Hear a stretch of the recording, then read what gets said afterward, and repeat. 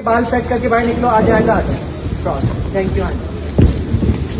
इस वीडियो में हम आपको दिखाएंगे हाल ही में पाकिस्तान के खूबसूरत और टैलेंटेड अदाकार आयशा खान ने अपने मदाहों के साथ एक नया फोटोशूट शेयर किया है, जिसमें इनके साथ अदाकार अहमद अली अकबर भी नजर आ रहे हैं। इन तस्वीर और वीडियोस में आयशा खान को एक बिल्कुल नए और मुनफरिद अंदाज में देखा जा सकता है, जहां कई मदाहों ने इनके स्टाइल और फैशन सेंस की तारीफ की थी।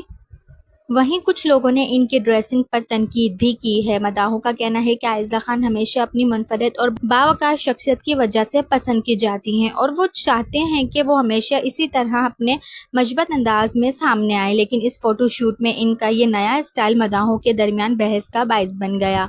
अब ये फैसला तो आपके हाथ में है कि आपको आयशा खान का ये अंदाज कैसा लगा।